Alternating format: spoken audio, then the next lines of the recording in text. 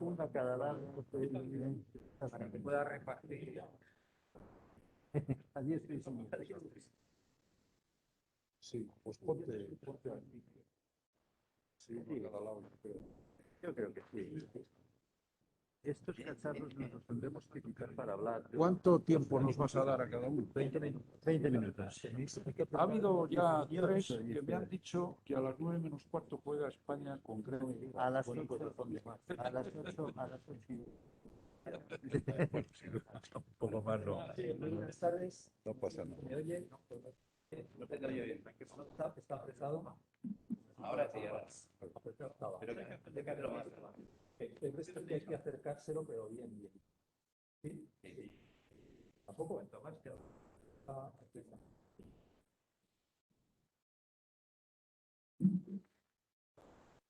¿Poco? Sí, ahora me importa. Vale. Muy buenas tardes. Muchas gracias por acompañarnos en el inicio de las actividades de este foro, Sociedad Civil y Política, por la buena acogida que habéis dispensado. Muchas gracias en especial a nuestros invitados de hoy, Alfredo Marcos y Jano, y a quien moderará la sesión, Jesús Fonseca. Gracias también a la Facultad de Derecho de la Universidad de Valladolid y a la Fundación Escola por su apoyo inestimable en la realización de este acto. Me resulta imprescindible decir dos palabras, pero les garantizo que van a ser dos palabras, no con la broma de impresionar, pero dos palabras, muy breve. El Foro Sociedad Civil y Política es una iniciativa que pretende ayudar un poquito a hacer posible lo que parece imposible. Algo que además cada vez más voces claman a diario por alcanzar. Parece imposible que dos personas que piensan diferente puedan hablar, escucharse, respetarse, entenderse, para acuerdos. Cito a Michael Sandel, catedrático de filosofía política muy popular de Harvard, que ha escrito un libro sobre todavía no lo ha actuado y espero ansiosamente porque se ha cargado nuestro sistema de la meritocracia, el que propone a cambio. Pero le cito unas palabras suyas. Si alguna esperanza tienen los partidos tradicionales, él se refiere a republicanos y demócratas, pero lo extiende también a las democracias europeas occidentales, recuperar el apoyo popular, esta pasa necesariamente porque se planteen su visión y sus... Podría ser una persona navegantes, como se llama. Somos conscientes en el foro de que no existen mundos perfectos, pero sí la posibilidad de mejorar el que nos ha tocado y de buscar el bien común, que por ser común es cosa de todos. Pensamos en el hoy para el largo plazo. No es una utopía, que las utopías además son muy peligrosas, algo que entre todos podemos hacer realidad. Para lograrlo, son importantes los instrumentos políticos, económicos y jurídicos, pero es necesario también suscitar una renovación ética y espiritual. Al curtido comisario Leo Caldas, en la playa de los Ahogados, no le dolían los muertos, dolían los vivos. Pues a nosotros, porque nos duelen los vivos que aún no lo son, pensamos que es urgente arrimar el hombro. En tiempos de tribulación, una buena sociedad empuja a unir. Les recuerdo que al finalizar el acto lo podemos continuar de forma más relajada en Bambola, que es, para los que ya somos de otra generación, más conocido como la Uni, la famosa Uni, donde tenemos preparado un modesto refrigerio. Cuando quieras, muchísimas gracias. Muchísimas gracias. A ver, ahora yo creo que sí. Muchísimas gracias, Pedro. Bueno, muchísimas gracias a todos por estar aquí. Yo soy un busto parlante nada más, estoy aquí para moderar y cuando veo las personas que están sentadas, pues recuerdo de aquel verso Eduardo Carranza, del poeta colombiano, que decía, tanta belleza será verdad, y él mismo se respondía, tanta belleza os lo aseguro. Entonces yo me pregunto, ¿tanta inteligencia es verdad? Pues sí, pues tanta inteligencia parece que sí que es verdad, porque verdaderamente las personas que estáis aquí, permitidme que os tutee, eh, pues al fin de cuentas sois las que más podéis palpar y empujar y ayudar para que esa realidad de unión y sobre todo de aupar la vida y de levantar la sociedad unidos y discordias, buscando lo que hay que buscar, que es la utilidad y el bien común, sea posible. Este foro ya se ha explicado cómo nace y desde luego nace como nacen siempre estas cosas, con muchísima humildad, con muchísima sencillez, sin deseos de darles lecciones absolutamente a nadie. Nosotros no estamos para darle. Simplemente lo que queremos es pues, exponer nuestras ideas y tratar de empujar en esa dirección tan necesaria de que seamos capaces, por una vez en la vida, de buscar lo que une, de buscar lo que es útil, de buscar lo que sirve y de no fomentar la discordia ni todo aquello que solamente conlleva el desencuentro y el que las cosas no funcionen como tendrían, para el bien de todos. Pues para que el bien de todos, que suene cursi, pero permitidme decirlo, el bien de todos es felicidad de todos. O sea, yo una vez hablando de en fin, en un encuentro que tuvimos, me preguntaron cuál creía yo que era la cualidad principal de la reina Sofía, que por estos días, por quien supongo que vosotros, como la inmensa mayoría de españoles, sentimos verdadera devoción, yo desde luego. Y dije, la reina solo quiere una cosa, servir, ser útil, la felicidad de los españoles. Bueno, pues de eso se trata, de servir, de ser útil y de buscar la felicidad normal, la felicidad que parte de que las cosas fluyan, de que funcionen, de que haya buenas caras, de que sonriamos, de que vivamos instalados en la aceptación y en la gratitud, no pedir a la vida más de lo que hay que pedirle, pero sí hay que pedirle algo más de concordia en la que estamos viviendo y sobre todo hay que pedir que seamos capaces de marchar unidos. Bueno, ha habido personas que han dado ejemplo de esto de manera admirable. Yo diría que con una abnegación y con un esfuerzo que merece, pues, merece el mayor de los aplausos. Y esas dos de esas personas están sentadas hoy aquí.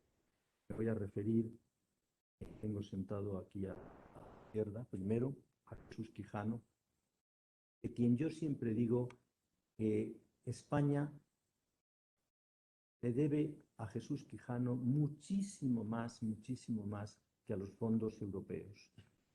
Pero muchísimo Ya más. sabía yo que iba a exagerar, pero no hasta ese punto. Los fondos europeos son una anécdota al lado de lo que España le debe a un hombre como este. ¿Con qué prudencia, con qué ecuanimidad, con qué capacidad ha sido capaz de tomarle el pulso a la vida y embridar siempre las cosas en buen sentido, buscando el bien común, buscando la armonía, dejando al lado cualquier fanatismo? Yo nunca, jamás, en los muchos años que llevo de ejercicio del periodismo, esta tierra y fuera de ella, pero sobre todo aquí, yo nunca jamás le he dado a Jesús Quijano, no ya una palabra de odio, que eso no se concibe en él, sino de reproche. Siempre justificando las cosas, sobre todo siendo capaz de argumentar, de discernir, de todo eso que parecería que tendría que ser común, pero que lamentablemente no es común, no es común. Jesús Quijano es el ejemplo del político sensato, del político que un país como España necesita, del político que el mundo necesita, de lo que necesitamos, de lo que hace falta para que las cosas funcionen y para que las cosas pues marchen y salgan adelante. Declaro, desde luego, presidente de su club de fans porque porque siento una admiración muy grande. Lo he visto trabajar con tal abnegación, como decía antes, con esa discreción, sin hacerse notar, buscando siempre lo que une, yendo de lo que desune, teniendo siempre las manos abiertas, las puertas abiertas, dispuesto a escuchar a todo el mundo, teniendo esa clarividencia que hay que tener y que no siempre se tiene para ver y para descubrir lo que verdaderamente conviene al bien de todos, lo que ciertamente es necesario. Entonces, bueno, pues esto es así y como yo creo que las cosas hay que decirlas como son, está pasando últimamente, que muchas cosas pues se dicen no como son, sino como conviene o interesa que sean. No, las cosas son como son. Y además, esto que acabo de decir, que quede claro, no es una opinión. Yo hace muchísimo tiempo que dejé de opinar. Creo lo que sucede. Y lo que sucede es lo que acabo de decir. Y es demostrable. No hay opinión ninguna aquí, simplemente hay la expresión de una constatación que todos vosotros habréis visto a lo largo de su vida. Tengo a mi derecha a Alfredo Marcos. Bueno, claro, cuando uno pues, se adentra en la vida y en la obra de Alfredo Marcos, se queda apabullado. Dice, bueno, ¿de dónde ha sacado este hombre tiempo para hacer tantas cosas y tan bien hechas? Para escribir tantos libros, para dar tantas conferencias, para acudir a tantos lugares, para ser capaz además de todo lo que hace, hacerlo con esa seriedad, con ese rigor que engrandece la universidad. Esto es muy importante, estamos en una universidad y no es que precisamente sean buenos tiempos para la universidad en general, no me refiero a la Universidad de Valladolid, la universidad en general en el mundo. Hace unos días estaba yo en Congo, en una ciudad que se llama Goma, pasé por delante de un edificio que tenía todos los cristales completamente rotos, pero todos, y detrás de esos cristales había chicas y chicos jóvenes que gritaban y alborotaban, y dije yo, ¿y eso qué es? Y me dijeron, la universidad. Y dije,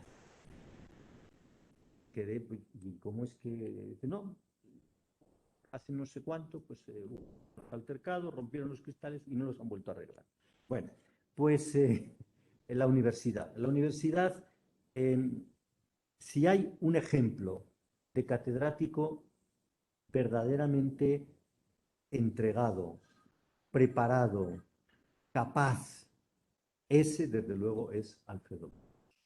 Pero no solo eso, sino que sus pensares, sus sentires, expresados a través de tantos libros, a través de tantas conferencias, a través de tantos encuentros, de entrevistas, siempre con esa serenidad, con esa naturalidad, son verdaderamente admirables. Todo eso es lo que verdaderamente contribuye al saber y contribuye a aupar la vida y a levantar la esperanza, ya que tengamos una sociedad mejor.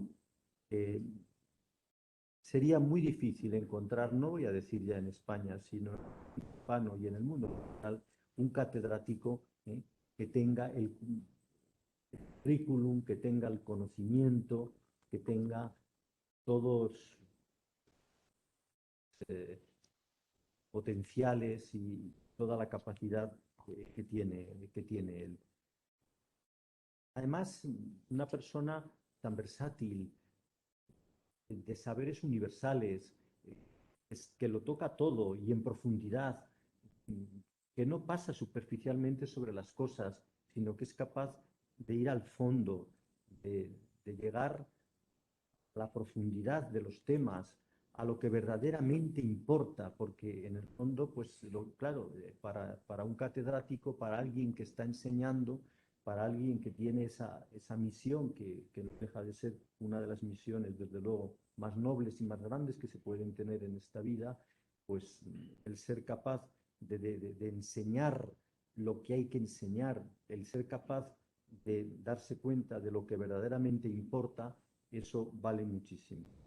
Yo me siento aquí entre ellos dos, un pobre gacetillero que no soy otra cosa, ni quiero ser otra cosa más que eso, porque eso soy, y es muy conveniente que cada uno sepa lo que es y dónde está. Yo soy lo que soy, que es un simple gacetillero. Feliz de estar aquí, poder compartir este rato con todos ustedes con un tema tan apasionante como el que nos ocupa, que es el de. Y antes de darles la palabra, pues hay tanta gente aquí que tendría que citar a todos uno por uno, pero sí me van a permitir que cite a dos o tres personas, que tengo que hacerlo. Necesariamente debo empezar por la poesía. Que bueno, la poesía es la poesía, ¿no? Verso está dicho todo, en un verso nada más, por ejemplo, en un verso de Jaime Gil de Biedma, por citar un poeta, así reciente y además polémico por muchas razones, por su vida personal y por sus ideas políticas. La vida uno empieza a entenderla cuando es ya demasiado. Eso decía Jaime Gil de Biedma. Esperemos que no nos suceda lo mismo a nosotros. O aquel otro verso de Baudelaire, ¿verdad? Par délicatesse, je perdis ma vie, y tantos otros. La poesía, un verso puede contener muchas veces un libro. La poesía es algo verdaderamente grande. Y hoy tenemos aquí, quiero decirlo con mucha seriedad y además completamente convencido de lo que estoy diciendo, al mejor poeta que hay ahora mismo en el mundo hispano. No hay otro poeta como él, que es Fermín Herrero. Entonces, Fermín Herrero es un gran poeta, pues porque es un poeta al estilo machadiano.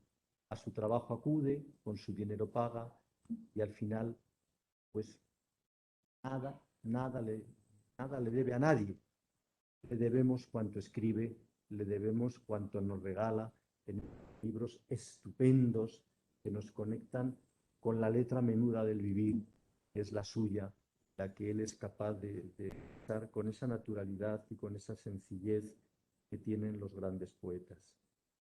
Y quiero saludar también a una persona que es ejemplo de persona comprometida con la sociedad, comprometida con su trabajo y que, bueno, es el ejemplo de lo que debería de ser cualquier ciudadano para que sociedad civil y política fueran juntas y para que unidos aupáramos y levantáramos la vida. Y me refiero al doctor Antonio Pérez, que es para mí el ejemplo de esa dinastía de médicos humanistas que ha tenido España, asombrosa, que ya no tiene, pero que sin embargo queda alguno como él. Yo he tenido la suerte de estar en el momento justo en el que se han producido algunos acontecimientos, cuales le he visto actuar.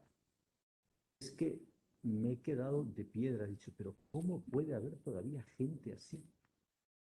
Qué ejemplo de abnegación, qué ejemplo de entrega, de saber darse a los demás y sobre todo, pues de buscar siempre hacer el bien y ayudar, ser útil, esa palabra tan importante, ser útil a la sociedad y ser útil a los demás. Podría seguir, Felicidades, Ignacio, no sé dónde está. Felicidades. Que no se me olvide darte felicitarte. Y nada más. Creo que ya he hablado más que suficiente y he dicho. Entonces espero que, en fin, tontería, lo que digo es lo que realmente siento. Ya he explicado al principio que no es una opinión, no son opiniones. Yo no he venido aquí a verter opiniones, sino a cosas concretas, sobre todo a destacar lo que es como es con respecto a las personas que no. Y a partir de este momento vamos a hacer lo que hacer, que empezar y podemos empezar, pues no sé si por la izquierda o por la derecha, es peligroso, ¿eh? Esto. No lo sé, pero eso depende de dónde se mire. Exacto. Desde ahí estoy a tu derecha. Es muy versátil, efectivamente. Eso Bueno, es. pues Todo, empezamos. todo relativo. Todo es muy casi relativo, todo relativo. o casi todo. Bueno, no lo sé, el orden que había en el programa, pues me parece que me acaba en primer lugar, pero Alfredo, si tú quieres. El moderador es el que decide.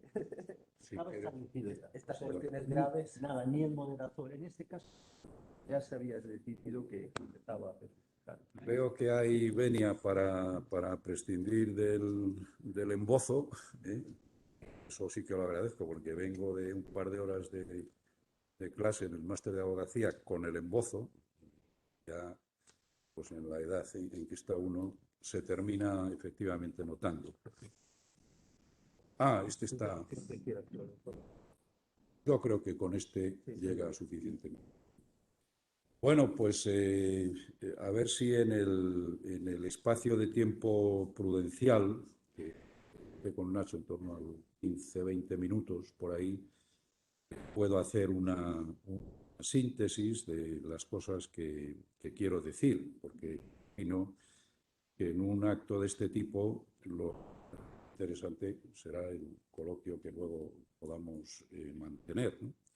Pero dejaré de hacer pues, tres consideraciones previas. Una de agradecimiento por la invitación. La verdad es que cuando Nacho por primera vez no conocía la existencia de esta asociación, que creo que es de reciente creación, y ahora, que un poco como es su entramado, pues es un privilegio el poder participar en un acto de este tipo y en este contexto, ¿no? En segundo lugar, pues efectivamente, cuento sorprendido del auditorio, que precio yo creo que de conocer, no sé si al 100% o al 95%, y yo creo que es difícil reunir un auditorio tan selecto y tan cualificado como el que Juan Alfredo nos lo dijo. El nivel. O sea, si veníamos a Arena de Aliño, pues hay que intentar apretar un poco, ¿no? No sé si José Luis, que lo conoce bien, si este aula ha tenido, qué sé yo, en la última década un auditorio tan cualificado, porque los que hemos casi vivido aquí, y fui alumno, senté ahí a leer la tesis doctoral, a la oposición a la cátedra, aquí a no sé cuántas cosas más, tal. En clase, en este aula, pues conocemos bien, ¿no?, esa trayectoria. Y luego, pues un poco abrumado por la presentación. Querido Jesús Fonseca, obviamente fruto del afecto, en otro significado. Hombre, que es grato, claro. Un viejo colega de la facultad, si habrás oído el dicho, decía, bueno, es que llegada a cierta edad uno tiene que estar permanentemente en condiciones de ser objeto de un homenaje. Y debe de recibirlo con gratitud. Bueno, no sé si es el caso. si es, pues que sea con motivo de la cierta edad, efectivamente, y no por otra razón. Bueno, pues se nos ofrece al coloquio un tema, tal como está formulado, sociedad civil y política. Si hubiera quedado ahí, bueno, pues tema amplísimo, diría múltiples perspectivas. ¿No? 2 puntos y dice desafección y acercamiento. Eso ya es un juicio de valor profundo y yo creo que está bien, de algún modo, la intencionalidad de que podamos. Porque, en efecto, pues esa doble relación, desafección y acercamiento, está con distinta intensidad, en distintos momentos, etcétera, entre la sociedad civil y la política. Por tanto, ese es el punto de partida. Claro, seguramente también ocurre que quienes hemos tenido, caso, pues durante bastante tiempo, ¿no?, actividad política directa, pues, es inevitable que llevemos con nosotros una carga de subjetividad relacionada con la experiencia que tuvimos. La mía fue excelente. Entonces, claro, eso probablemente influye en la opinión que terminas generando y va pasando el tiempo. Efectivamente es así. Lo debo decir. Ahora mismo, recordaba antes de empezar el acto con Alfredo, me preguntaba si conocía a su padre, las Cortes de Castilla y León, donde convivimos un cierto tiempo. Y ahí te lo puedo describir perfectamente. Pero así rizado un poco blanco hacia atrás, moreno, con gafas. Se dedicaba a alguna profesión educativa, no sé si fue inspector de educación algún tiempo. O sea, conocí y le traté. Y lo digo simplemente como síntoma de que, en efecto, bueno, que Carlos Sánchez Reyes, que presidió una etapa ese Parlamento, pues como síntoma de una época en que es cierto, todo fue bastante distinto. Por tanto, como a mí personalmente me ha quedado un recuerdo muy agradable, o sea, yo echo de menos la actividad política porque la universitaria me ha gustado más. Entonces, cuando tienes un oficio que te gusta más que la actividad política, te vas tranquilamente de la actividad política incluso porque lo estás deseando. Eso me pasó. Pero claro, cuando lo ves ya también con la nostalgia del paso del tiempo, fue bonito, fue agradable. Puedo decir incluso que la relación personal que mantengo con quienes en el escenario político, digamos, mis adversarios de referencia, José Lucas, Juan Vicente Herrera, con ambos y con muchos más, tengo una relación personal, no sé si excesivamente amistosa, para lo que se podría entender desde fuera, pero efectivamente, enormemente amistosa, de una confianza y un afecto personal incluso creciente a medida que ha ido pasando el tiempo. Entonces, claro, quiero decirlo todo esto en primer lugar porque indudablemente ese es un condicionamiento subjetivo en la opinión que pueda tener. Tenemos además, con el paso del tiempo, esta tentación, yo creo que a veces no muy positiva, de comparar. Bueno, pues es que en mi época te lo incentiva mucho la gente también. La idea que no ande por la calle, me encuentre con alguien conocido, pero ¿por qué no volvéis los de antes? Pero me has mirado bien antes de decir, digo, pues mira, porque no cuadra. Entonces, claro, todo eso te obliga a tratar de hacer una reflexión compensatoria de la subjetividad y a tratar de buscar un punto intermedio en la valoración, pues que tenga también una base objetiva, que no sea solo fruto de la experiencia personal y de la carga subjetiva que ha dejado. Intento, por tanto, pues hacer esa combinación entre experiencia personal, reflexión de lo que ocurre, observación de lo que ocurre, reflexión y conclusiones que uno saca también de lo que ve. Bueno, pues haré la siguiente exposición. la divido en 3 apartados que trato de sintetizar y ordenar las ideas el máximo posible. Sepa usted que está autorizado a uso de manera vehemente, cortarme cuando vea que me he pasado. Ya digo que el profesor tiene un peligro, y es cuando se pone no con 10 folios que va a leer, que se sabe lo que va a leer, sino con esto. Esto es lo que es peligroso. Entonces, como lo sé que es así, pues tienes esa autorización. Primero, un diagnóstico del problema.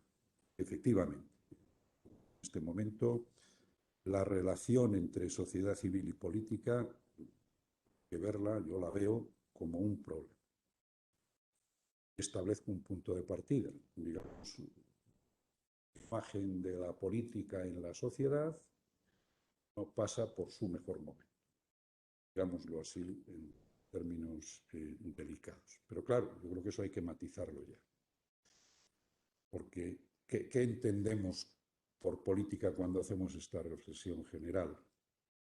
Primero, esa apreciación se puede aplicar al sistema como tal. Yo creo que no. Los estudios de opinión más serios que hay, bueno, puede haber opiniones para todos los gustos, pero hay una opinión muy mayoritaria, digamos, favorable, pues, que es un modelo de funcionamiento democrático, un poco menos al sistema democrático autonómico, pero ambos superan con claridad el listón de la buena imagen. Esto yo creo que hay que afirmar. Por tanto, la valoración de la mala imagen de la política, yo creo que no hay que entenderla referida al sistema. A los sujetos que hacen la política directa, activa, visible, perceptible en el sistema, pues algo de eso sí. Bueno, no es que ver, tomé la molestia de hacer, bueno, vamos a tomar la referencia del organismo encuestador oficial, el CIS. Otras cosas, pues seguramente hace lo que hace, pero en esto yo creo que las conclusiones a las que llega la serie de estudios, creo que es bastante objetivo, en el sentido de qué es lo que la ciudadanía ve como principales problemas en la sociedad de un tiempo para acá. Bueno, está el paro, las crisis económicas en que han sido más agudas, la situación sanitaria reciente, pero siempre, desde hace ya casi una década para acá, la política y los políticos, porque además se hace la diferenciación en este tipo de estudios, están en tercer, cuarto, quinto, nunca han bajado de ahí. Entendidos como problema, y por tanto, la acción negativa que eso implica. Entonces, ahí es donde está. También con un matiz desigual, porque esta valoración que aplicaba a los sujetos es distinta si la valoración se hace de las instituciones como tal, que son sujetos políticos, o de los políticos como agentes que ocupan las instituciones y hacen política desde las instituciones.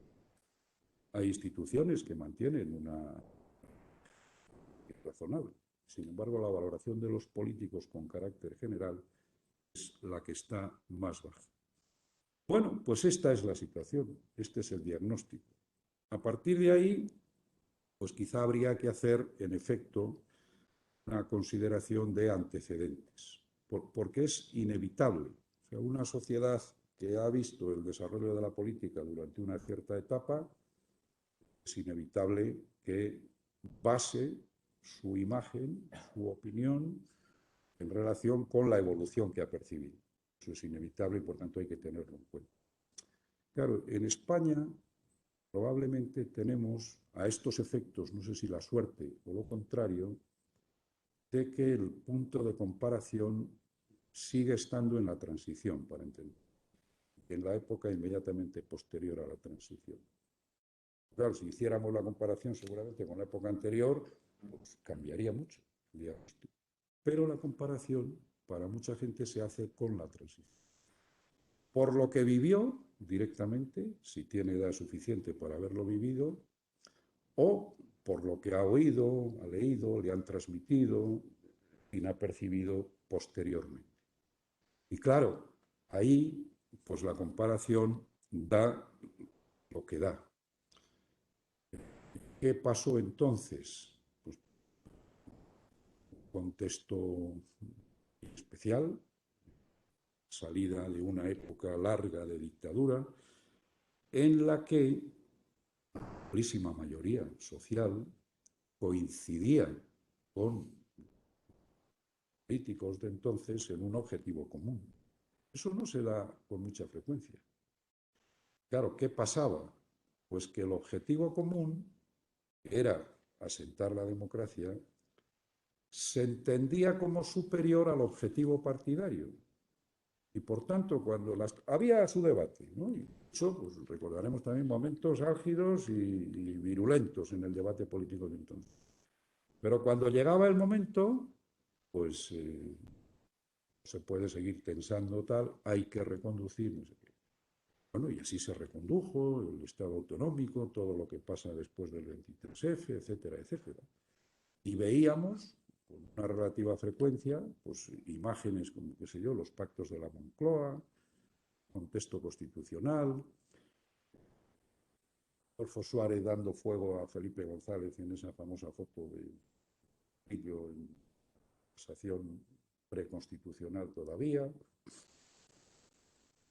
Calvo Sotelo y Felipe González firmando el pacto autonómico de después del 23F, es un elemento relevante. Bueno, pues todo eso, incluso desde el punto de vista de la percepción de imágenes, termina configurando un contexto de objetivo común directamente vinculado con, digamos, una aspiración social casi convertida en ilusión colectiva, muy apoyada y muy sentida. El resultado de eso es evidente. Creo que hay una etapa, esa época, de complicidad entre la sociedad y la política, que después ha vuelto a ver. Claro, pues inevitablemente ese es un poco el punto de partida para la comparación. Claro, tenemos que tener en cuenta que aquello fue un momento irrepetible.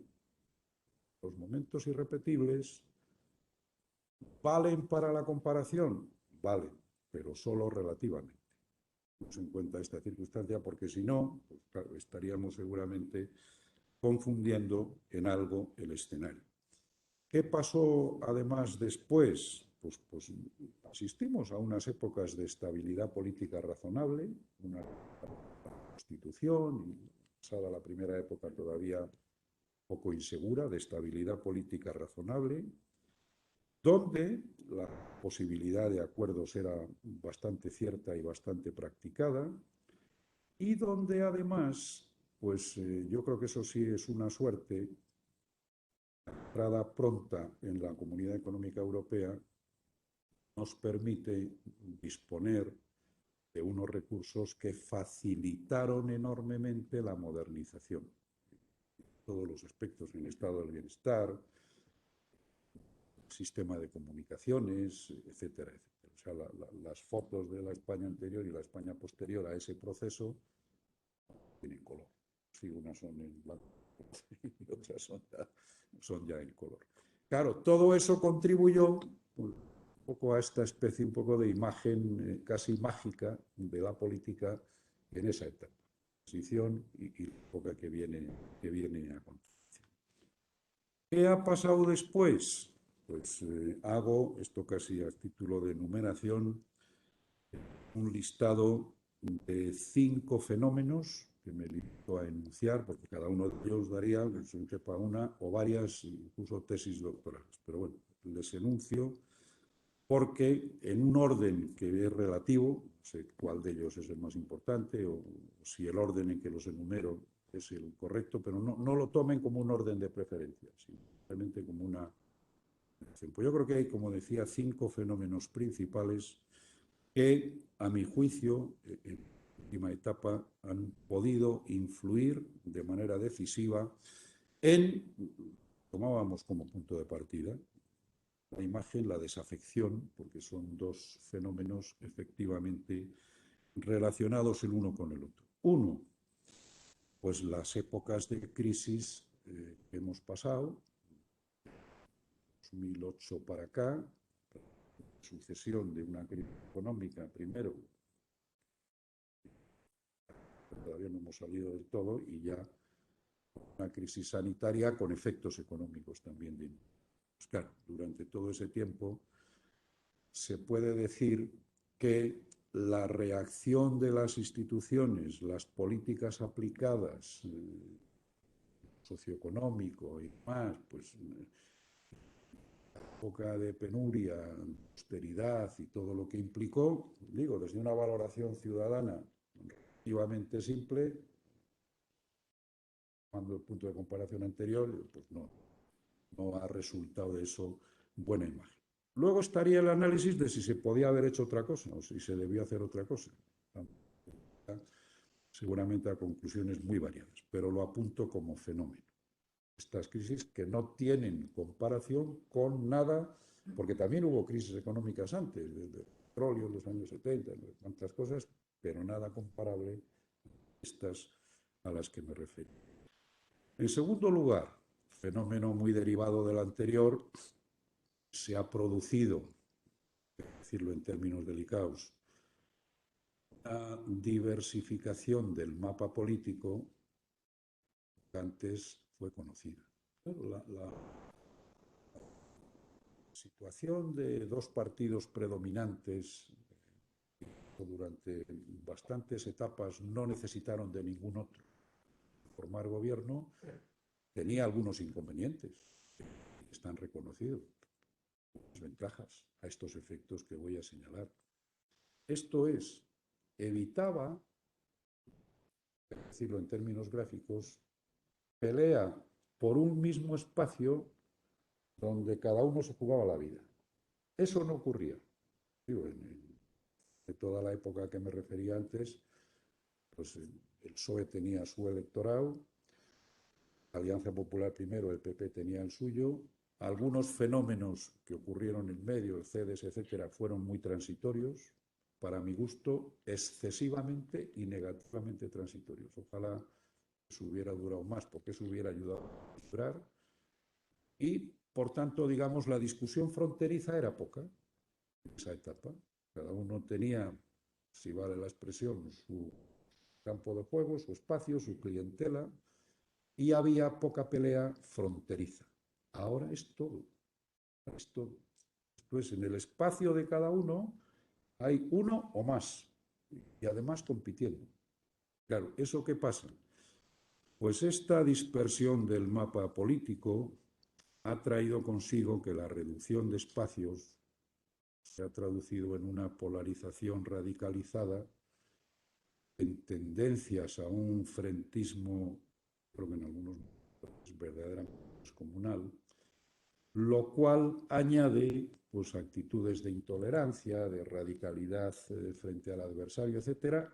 Quizá no tanto porque haya que hacerlo así, sino porque se ha convertido en un mecanismo de defensa del espacio. Y este es uno de los problemas y de los fenómenos que yo creo que más está influyendo. También a mucha gente esto le trae, aunque no lo conociera, que la mayoría hemos conocido, pero recuerdos históricos bastante negativos en la historia de España.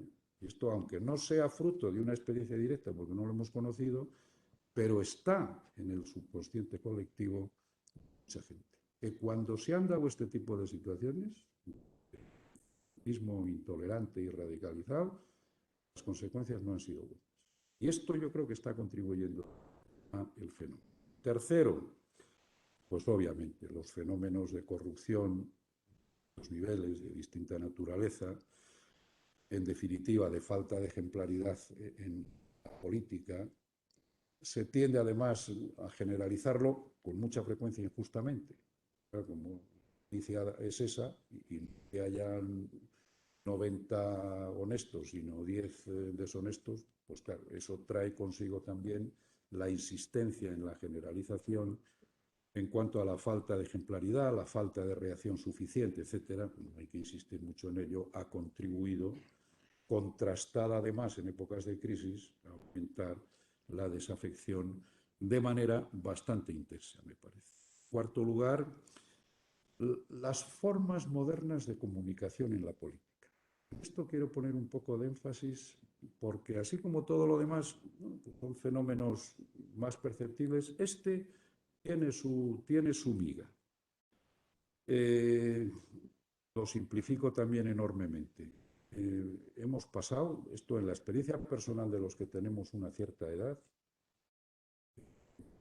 afirmaríamos con contundencia, no conocimos el argumentario, el eslogan, forma de hacer discurso político. Eso no entraba en nuestra... O sea, el salto del argumento al argumentario, sí, es tremendo en la actual. ¿Y eso qué trae consigo? Una forma enormemente simplificada de hacer política. Y que se hace en muchas ocasiones a través de un discurso de eslogan. La simplificación del debate invita a la radicalidad. Esta afirmación es contundente porque es mía o de los míos y por tanto esta afirmación se contrapone a cualquier otra que sea contraria o que tenga otra procedencia. Y punto. Y no se discuta más. Digo, lo hago un poco en este tono simplificador, pero esto generalizado como forma de comunicación en la política ha resultado actitudes muy negativas de radicalización, de simplificación y de intolerancia tremenda. Porque entonces ya desaparece el matiz en el discurso. En el comentario desaparece el matiz. Mira, tienes que decir estas tres frases y no te salgas de aquí porque ya entras en un terreno complicado. No, no introduzcas matices. Los lingüistas, yo lo hablo con alguno de ellos y me dicen que efectivamente está pasando. Nuestra cultura lingüística y gramatical dominábamos la oración subordinada tremendamente, que es donde está el matiz. Entonces, la afirmación estaba compensada en el discurso con un matiz subordinado. Ahora, bueno, las redes están haciendo un papel en esto tremendo. Claro, la simplificación del discurso impide el matiz. O sea, en los cientos no sé qué caracteres del Twitter no cabe un matiz. Puede caber la expresión de odio, pero no el matiz. En el matiz estaba la rebaja de la radicalidad. Esto yo creo que se está perdiendo de forma tremenda y contribuyendo, aunque parezca una cosa así como anecdótica y no lo es, no lo es. Al final, el lenguaje es todo, porque el lenguaje también termina condicionando, más que al revés. Si yo me tengo que expresar en 150 caracteres, termino pensando en 150 caracteres. Tiene lo de... Bueno, no insisto más porque el fenómeno yo creo que está suficientemente descrito. Y sí insisto en una cosa. El papel de las redes, que tienen indudablemente unos valores positivos como instrumento de comunicación inmediata, es excelente. Pero cuando se propone aparecer en las redes con esta otra finalidad, tremendo. Yo percibo una cosa, no sé si esto es percibido en general. La política siempre tuvo viveza, debate y a veces agrio. Qué sé yo, algún debate de Alfonso Guerra con fuera entonces el portavoz de la UCD o de Alianza Popular. Bueno, eso terminaba ahí, terminaba ahí. Y de algún modo en la sociedad estaba establecida esta idea, bueno, los políticos, como los abogados que discuten en el juicio, pero luego toman el café juntos en la cafetería del colegio, hablan, tal. Estaba ahí. Claro, el problema de las redes es que bajan a pie de obra con virulencia creciente en cada paso, porque cada uno que entra a poner un Twitter dice, ¿yo cómo me hago notorio si elevo el nivel de agresividad sobre el Twitter anterior para afirmar lo mío? Claro, eso genera una dinámica verdaderamente peligrosa. Y por tanto, ¿cuál es el riesgo de esto que llamo la forma de comunicación que estoy describiendo? Pues que al final introduce la radicalidad, la polarización y la intransigencia en la sociedad y no se queda solo en la superestructura, donde se admitía como una cosa normal y natural el desarrollo de la actividad. Este es un problema, a mí me parece serio. Y finalmente, pues también un poco las actitudes. Aquí, claro, estamos en un terreno, pues efectivamente, muy personalizado, donde cabe un poco todo. Yo creo que se hace mucha política de corto plazo. Tiene relación con todo lo anterior. Es un poco ya el resultado en las actitudes que los políticos o los agentes más activos y más identificados de la política desarrollan cuando están en el escenario. Es un problema ya de liderazgos y de partidos. Pues el propio papel de los partidos está muy, muy desincentivado. Es una época de liderazgos de tendencia muy personalista, excesivamente personalista, tiene que ver con lo anterior y, por tanto, pues eso también retroalimenta unas determinadas actitudes. Yo he dicho en alguna ocasión que viendo determinadas situaciones, claro, esto lo voy a decir porque lo he dicho para el mío, sigo siendo afiliado en el Partido Socialista a pesar de los pesares en alguna ocasión. Me dan más imagen de club de fans que de partido político como el que yo conocí hace tiempo. Vivo, con grupos de trabajo donde se discutía casi todo. Hay tipo de liderazgos que quizá también los sistemas estos de primarias internas conducen a esto, hacen una legitimación desde aquí a una persona y todo lo que había en medio antes, de órganos colegiados, donde se debatía, se discutía, etcétera, ha quedado muy desincentivado. Bueno, pues todo eso tiene relación con esto que llamaba las actitudes. Yo he leído en alguna descripción de la situación política mía, hay un pensador de la política Inerarity, brillante y muy... Una de sus últimas obras, Política para perplejos, me parece excelente, las descripciones que hace, y dice estas tres cosas. Considera que la política actual se desarrolla con actitudes más intransigentes, ¿cierto? Lo venía diciendo, más dependientes. En esto me detengo. Ha pasado una cosa también. Yo recuerdo de aquella época, o sea que inevitablemente nos lleva a la comparación, que la inmensa mayoría de los que tomamos entonces compromiso político directo veníamos de algún sitio al que podíamos volver, por decirlo muy simplificadamente. Teníamos oficio fuera de la política, si vale decirlo todavía más simplificadamente. Algunos incluso aspirábamos a volver al oficio, y antes porque personalmente a mí siempre me ha gustado más dar clase que dar mítines. Vamos, incomparablemente más. Y si tengo que comparar la tarima del aula con el atril de los mítines, no hay color. Pero bueno, lo pongo es un poco en lo anecdótico. No, el fenómeno tiene otra dimensión. En el sentido de que falta, yo creo, de cuidado interno en los partidos, en la selección de sus cargos públicos, etcétera, la facilidad con la que se puede hacer clientela dentro de un partido si uno sabe hacer, estimulada por ese contexto de, claro, pues, las redes, no sé qué, pues tienes fácilmente hacer clientela, da como resultado el que, no hay más que un poco el quién es quién, que mucha gente ha accedido a la política con voluntad de permanecer indefinidamente. Eso así delicadamente, o sea, de hacer profesión de la actividad. Entre otras cosas, porque como no ha desarrollado otra actividad previamente, retorno a la sociedad civil en términos profesionales, pues ya lo tendría complicado. Y claro, cuando eso pasa así, ¿qué tipo de actitud suele generar? Pues claro, que uno, defendiendo su principio político, está defendiendo inseparablemente su estatus. Claro, cuando eso ocurre, pues eso tiende a estar más vigilante, a desarrollar una actitud más intransigente, más dura.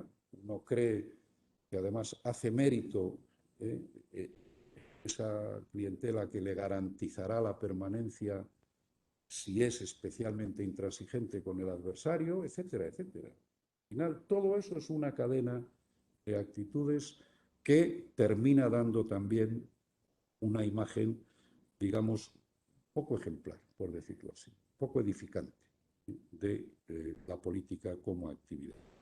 Y está en este mismo capítulo de las actitudes, termino brevísimamente, también un problema, digamos, de falta de contraste, no sé si decir el sin complejos, que se decía, o el sin escrúpulos, porque hay un poco de todo eso, entre lo que se ofrece y lo que se cumple. Yo creo que nunca ha habido una distancia tal entre esos dos niveles. Y cuidado que sería fácil de evitar. Digo, por poner además el ejemplo que más me hace. Pues, obviamente se ha convertido en una reflexión inevitable, pues que Pedro Sánchez dijera, pues es que no voy a dormir si tengo que hacer gobierno con estos, ¿no? Qué fácil es desarrollar una actitud en ese sentido matizadamente distinta. Miren ustedes, ciudadanos a los que estoy pidiendo el voto, sepan que quiero gobernar sin necesidad de tal, pero sepan también que si su voluntad me hace inevitable para formar gobierno tener que pactar, lo intentaré. Y no equivocas a nadie. Y es cambiar el orden de la frase. Claro, como mensaje político es totalmente distinto. Claro, pongo ese ejemplo, pues como ha sido tan sonoro y tan utilizado, pues seguramente está también en la referencia general. Entonces, claro, cuando hay un problema en ese sentido de previsibilidad, a partir de ahí, no, pues es que esto ya no es previsible. O sea, dice esto, pero va a hacer otra cosa. Cuando falla en política la previsibilidad, tengo yo muy comprobado, falla la fiabilidad, porque va unida, si no eres previsible, no eres fiable, falla la credibilidad y termina fallando la confianza. Esas cuatro cosas, previsible, fiable, creíble y confiable, van unidas. Y si se rompe la primera, pues también va cayendo. Luego pasa el tiempo y bueno, pues todo al final se termina minimizando, etc. Pero cuidado, este aspecto, en mucha parte de la opinión pública, contribuye, esto que llamo las formas de hacer política que he tratado de describir, contribuye de manera bastante importante a la imagen que queda. Claro, solo quedaría la pregunta final, ¿y cómo salimos de este bucle melancólico? ¿Qué hacer? Bueno, eso lo dejo ya para el coloquio. Yo creo que habría que plantearse, primero, unos cambios estructurales en el régimen de las instituciones. Fijaos la cantidad de compromisos que se establecieron en un determinado momento cuando apretaba la sociedad, mejora de calidad democrática, limitar los mandatos, no sé qué, aforamientos. Se queda luego por el camino. Es material de consumo en un momento determinado, cuando aprieta la desafección y luego como que termina en un segundo plano. Pues claro, algo de eso habría que recuperar. Todo el tema de las listas bloqueadas, no bloqueadas, abiertas, tal, ese debate, lo mismo, ha dejado de tener actualidad y presencia inmediata y es un asunto importante en este sentido. Así que cambios estructurales, reacción social también. Es una sociedad muy pasiva, la conciencia social es demasiado voluble en este momento y ahí atribuye un papel fundamental a los medios de comunicación. Muchas veces también contribuyen a alimentar esa dinámica y pueden tener medios de comunicación y las universidades y asociaciones colectivas y civiles como esta, etcétera, que pueden, los propios partidos como asociaciones civiles, que deberían hacerse la reflexión. Todo eso lo incluye en esa reacción social. Y luego está ya la zona menos controlable, que es la del compromiso individual. Esto ya es el uno por uno, pues recuperar niveles de ejemplaridad, de rigor, de seriedad. política, de respeto en la expresión, de alejamiento de manifestaciones odiosas o rencorosas, etcétera. Eso ya pues, es el problema de claridad individual. Eso no digo allá cada uno, porque ojalá eso fuera el denominador común, pero creo que ahí está la otra parte enormemente importante en el proceso. Pero bueno, las tres preguntas las dejo un poco por ahí. Me habré pasado, pero Un poquito, pero no. varios pueblos. ¿Y por qué no me has...? No, porque estabas diciendo cosas tan interesantes que no te podía contar. No pasa absolutamente nada. Al revés, te damos las gracias por la riqueza y sobre todo por la evidencia que nos ha aportado todos ustedes, en que después de escuchar a Jesús Quijano se queda siempre en pie, pues se refresca un poco esa ilusión colectiva, esa complicidad entre políticos que tanto necesitamos. Y le damos la palabra ya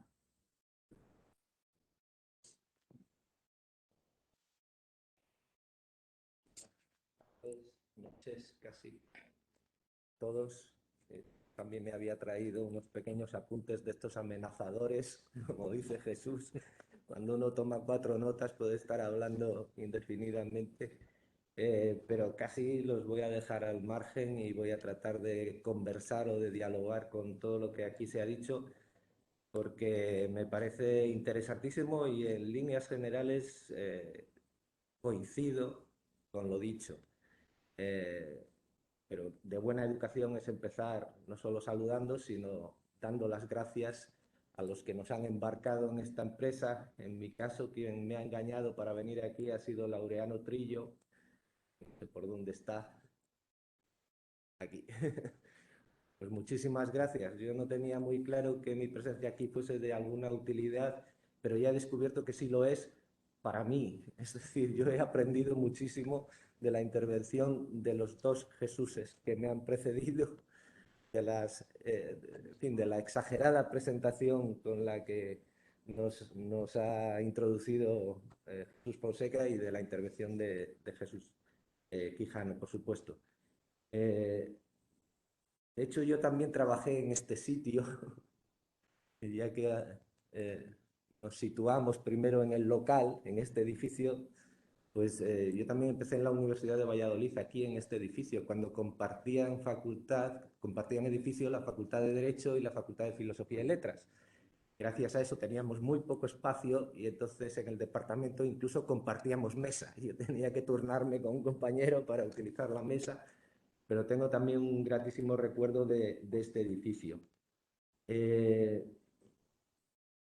También quería enlazar un poco con lo que ha dicho Jesús respecto a la política en la época de la transición, pero esto lo comentaré un poco más adelante, porque antes también quería entrar en diálogo con la presentación de Jesús Fonseca, porque en algún momento he pensado que iba a derivar el acto hacia unos juegos florales, no por las bondades exageradas que has dicho de mi trayectoria, sino por los versos que has citado, ya que has citado a Gil de Viedma y la idea esta de que uno aprende a vivir siempre demasiado tarde, ¿no? Pues, bueno, es casi lo mismo que la idea machadiana de que se aprende el camino cuando uno echa la vista atrás, ¿no? Y quizá hay un poeta vallisoletano que nos da la explicación. Al oírte el verso estaba pensando, pues quien explica perfectamente por qué sucede esto es precisamente Jorge Guillén, que tiene un verso que a mí me ha impresionado siempre y que lo he utilizado en algunos textos, donde dice, lo extraordinario, todo. Bueno, esto es menos que un tuit, pero incluye muchísimo más contenido que el que puede haber en un tuit. Dado que lo extraordinario es todo, aprendemos a vivir siempre retrospectivamente y cuando ya es tarde, ¿no? Bueno, entonces voy a la cuestión de la transición, porque yo pensaba empezar también por la transición. Es una especie de mito fundacional al que nos referimos los españoles, más o menos de nuestras edades. Igual que los griegos empezaban las cosmogonías diciendo en el principio era el caos. Bueno, pues nosotros solemos empezar diciendo en el principio era la transición, y en la transición las cosas parece que eran buenas en muchos sentidos. Yo no tengo ninguna experiencia política, a diferencia de Jesús Quijano, y esto dicho hoy, a día de hoy, puede parecer incluso una afirmación presuntuosa. Es decir, puede parecer que lo que estoy haciendo es reivindicando y, en fin, buscando el mérito de no tener experiencia política, porque hasta tal punto está desprestigiada la acción política que uno puede empezar, digamos, reclamando un cierto prestigio a base de decir que no tiene experiencia política. Realmente yo no tengo experiencia política, pero en mi juventud y en mi infancia oí mucho de política en mi casa, porque efectivamente mi padre fue político, estuvo en la preautonomía de Castilla y León y después en las 2 primeras legislaturas autonómicas, compartiendo parlamento con Jesús. Y lo que oía de política en casa me suena mucho a lo que ha comentado antes Jesús. Es decir, presencié muchas conversaciones en las que alguien le decía a mi padre, pero tú ¿para qué te metes en política? ¿Para qué te metes en política? Si, bueno, efectivamente era catedrático de instituto y periodista y muchas cosas y no tenía por qué ganarse la vida en la política y tenía a dónde volver, obviamente. ¿Y para qué te lías con esto? Si además en política, en fin, la gente se pelea por un lado, por otro lado hay corrupción. Y siempre oía a mi padre decir que, que no era esa su experiencia. Es decir, que su experiencia coincidía más bien con la que ha puesto sobre la mesa aquí Jesús. Es decir, que había una fluida comunicación y relaciones de amistad cruzadas entre los grupos parlamentarios, entre gentes que ideológicamente diferían mucho las unas de las otras y que sin embargo se llevaban muy bien y que, digamos, hacían prosperar sus vidas gracias a estas relaciones, se enriquecían con ellas. Y por otro lado, que la corrupción era algo que a sus ojos era completamente excepcional. Es decir, muchas veces, ante los ojos y oídos incrédulos de su interlocutor, le oí decir que la corrupción era algo excepcional. En política, que la mayoría de los políticos que él conocía eran gente honrada, que en absoluto habían hecho fortuna de un modo corrupto ni nada por el estilo. De modo que, en ese sentido, los recuerdos que yo tengo coinciden perfectamente, estrictamente con el recuerdo de la transición que nos trae aquí Jesús. Y efectivamente puede ser que en esa época, en la transición, hubiese algo, a veces se habla de reconciliación, pero yo creo que quizá la reconciliación ya se había producido y en ese momento lo que se produjo es el reconocimiento, es decir, el reconocimiento mutuo. Los españoles nos reconocimos unos a otros y nos reconocimos la legitimidad para pensar cada uno como queramos e incluso para que gobierne gente con pensamientos muy distintos. Entonces, en ese momento se produjo ese reconocimiento mutuo. Y quizá un reconocimiento que se apoyaba, por un lado, en una relación de pertenencia, es decir, nos considerábamos pertenecientes a una misma comunidad. Y aquí, por lo que veo, esta asociación tiene mucho que ver con la idea de bien común y de promover el bien común. Bueno, difícilmente puede haber bien común si no hay una comunidad, si no hay una sensación de pertenencia a una comunidad, a una misma comunidad. También es difícil que haya bien común sin sentido común, pero bueno, esto es otro asunto. Cuando se ha perdido el sentido común, quizá el sentido del bien común también es difícil de establecer. Yo creo que en ese momento nos sentíamos como pertenecientes a una misma comunidad política. Y entonces el ponerse al servicio de esa comunidad política en puestos de responsabilidad, pues era un honor. No como ahora que uno puede empezar diciendo yo no tengo ninguna experiencia política y eso parece incluso un timbre de gloria, ¿no? Bien, por un lado esa copertenencia, esa integración en una comunidad. Y por otro lado un proyecto. Es decir, en ese momento había un proyecto común también, cual nos permitía obrar en favor del bien común y obrar en favor de ese proyecto. Un proyecto de prosperidad, un proyecto de libertad. Había que conseguir más libertad, había que conseguir más prosperidad, había que integrarse en Europa. Bueno, todo esto nos unía. Y yo creo que en algún momento, por hablar en términos de Vargas Llosa, en algún momento se jodió el Perú, pero no sé exactamente cuándo. Y aquí Jesús ha puesto sobre la mesa algunos hitos que han podido ir deteriorando esta sensación de comunidad. Bueno, yo viví unos cuantos años y hice mi carrera de filosofía y doctorado, etcétera, en la Universidad de Barcelona. Y allí tuvimos, mi mujer y yo, nuestra primera hija. Estábamos perfectamente integrados, con trabajo los dos, etcétera. Y en el momento en que tuvimos nuestra primera hija, sentimos la necesidad casi imperiosa de salir de allí, porque estaba desapareciendo el suelo bajo nuestros pies. Es decir, porque empezábamos a sentir, bueno, yo acepto que puedo ser ciudadano de segunda y, en fin, no tengo ningún problema para aceptar esta posición, pero no lo quería para mi hija. Quería que mi hija no pudiese estudiar en su lengua materna, por ejemplo. Es decir, en ese momento, finales de los 80, mediados, finales de los 80, ya se estaba fraccionando esa comunidad a la que todos creíamos pertenecer. Y también se estaba fraccionando el proyecto, ya cada cual pensaba en proyectos diversos, incluso en algún momento, y esto me gustaría contrastarlo con Jesús, en algún momento quizá algún partido nacional español pudo pensar que podía gobernar eternamente España si pactaba con los nacionalistas, incluso con las gentes próximas a ETA, etcétera. Es decir, el momento del pacto del Tinell, que excluye expresamente cualquier pacto con la otra parte de la política española, digamos, que excluye expresamente cualquier pacto del PSOE con el PP. A partir de ahí yo entiendo que se empezaron a buscar elementos de confrontación, más que de concordia, más que de consenso, de confrontación. Y sí que es verdad que se ha ido incrementando el frentismo, efectivamente. Entonces, entiendo que se han utilizado políticas muy diversas, política territorial, política exterior, política educativa, por supuesto, para hacer frentismo. Es decir, para romper esta copertenencia y este proyecto común. Y un modo, una zona, una parte de la política que se ha empleado de modo especialmente profuso para esto es lo que podríamos llamar la biopolítica.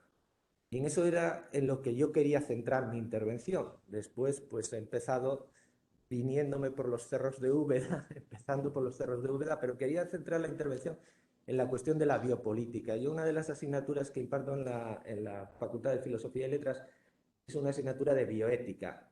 Y, bueno, esto me ha llevado a pensar y a trabajar sobre este tipo de cuestiones. Actualmente, dado que tenemos un manejo tecnológico de la vida, desde la genética en adelante, ese manejo tecnológico de la vida tiene que estar de algún modo regulado, legislado, y entonces ha entrado de lleno en el terreno de la política. Es decir, cada vez más políticas son biopolíticas. Es decir, cada vez se dedica más tiempo, legislación, espacio, inversión, debate, etcétera, a políticas sobre la vida, a biopolíticas.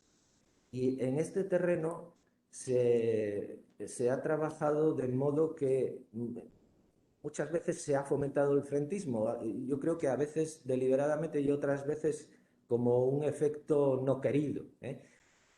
Y se ha fomentado el frentismo porque con mucha frecuencia se plantean los problemas biopolíticos en términos de dilemas. Entonces, si nosotros planteamos un problema, si lo interpretamos, si lo leemos como un dilema, inexorablemente vamos a tener que elegir entre A y B, y a partir de ahí tenemos una herramienta para quien quiera hacer frentismo enormemente potente para poner a los que eligen A de un lado y a los que eligen B del otro. Y para quien no quiera hacer frentismo, pues bueno, sencillamente tendrá que resignarse a elegir entre A o B. Y yo creo que no hay por qué aceptar esta conformación, esta interpretación de los problemas biopolíticos en términos de dilemas, que no hay por qué aceptarlo. Que sería mucho más útil, mucho más sensato mucho más, mucho más propenso a la formación de una comunidad política y contrario a la división de esa comunidad, el interpretar los problemas de carácter biopolítico no en términos de dilemas, sino en términos de retos a la creatividad y a la laboriosidad. Es decir, cada vez que nos encontremos con un problema, como por ejemplo, voy a entrar ya en alguna cuestión concreta para ejemplificar y para que se entienda mejor lo que quiero decir. Pongamos, por ejemplo, el caso de la eutanasia, que es una de las últimas leyes biopolíticas que se han aprobado. Cuando entramos en este terreno, cuando abordamos este problema, es muy tentador hacerlo en términos de dilema. Es decir, es muy tentador decir, o aceptamos la eutanasia, en el fondo, de algún modo despenalizamos que una persona dé muerte a otra bajo ciertas circunstancias, o bien aceptamos el sufrimiento del enfermo terminal. Y si lo colocamos en estos términos, entonces obviamente estamos construyendo una especie estamos preparando una especie de choque de trenes inevitable. Sin embargo, yo pienso que el mismo problema, la misma cuestión se puede plantear no en términos de dilema, con dos polos entre los que hay que elegir, sino en términos de un reto a la creatividad humana. Y entonces la confrontación no se diluye, pero sí rebaja su tensión. Por ejemplo, en el caso de la eutanasia está claro que hay una solución creativa que en algún modo nos evita tener que entrar en el dilema. Y esa solución creativa es la de los cuidados paliativos, obviamente. Claro, el generar esta solución implica creatividad, implica inversión, implica investigación, implica desarrollo. El universalizar los cuidados paliativos requiere mucho esfuerzo por parte de una sociedad. Hay que formar profesionales, hay que invertir, hay que, en fin, poner en marcha todo un sistema de cuidados paliativos. Es mucho más fácil elegir entre dos opciones que tenemos previamente sobre la mesa y que están dadas. Es decir, o legalizamos la eutanasia o consentimos el sufrimiento del enfermo terminal. Es mucho más sencillo simplemente elegir, pero el efecto político de esa elección, de esa necesidad de elección, muchas veces es una confrontación. Y esto tiene que ver también, a mi modo de ver, con la desafección por la política, porque a jóvenes a los cuales se les propone el embarcarse, enrolarse en la empresa política simplemente para elegir entre A y B e inmediatamente para ser destruidos en las redes sociales si eligen una u otra de las dos opciones. La cuestión de las redes sociales también me ha interesado muchísimo y me parece que efectivamente es uno de los males de nuestros días. Nos trae muchos bienes, pero también nos trae muchos males, ¿no? Entre otros, el anonimato y la distancia. Es decir, la discusión en las redes sociales se hace mucho más tensa porque no hay una relación directa entre las personas que intervienen. Claro, yo podría venir aquí con muchas ganas de cargar contra Jesús o contra Jesús y inmediatamente esos humos se me rebajan en el momento en que saludas a una persona y te das cuenta de su bonomía y te das cuenta de que es alguien con quien te puedes entender y que a lo mejor incluso te gusta la misma música o la misma...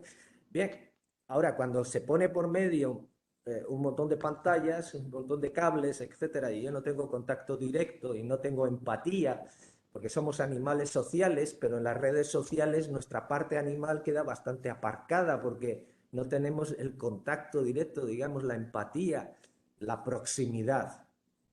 Y eso hace bastante más tensa la discusión en estos foros. Entonces, si sencillamente tenemos que elegir entre A y B, y más con redes sociales por medio, entonces es muy poco atractivo. Yo lo veo, por ejemplo, con mis alumnos, es muy poco atractivo para ninguno embarcarse en una empresa política. Y más a unas edades en las que se aspira a ser más creativo. no meramente a elegir entre opciones que tenemos ya sobre la mesa, sino a cambiar el mundo creativamente, poniendo trabajo de por medio. Pongo algunos ejemplos más.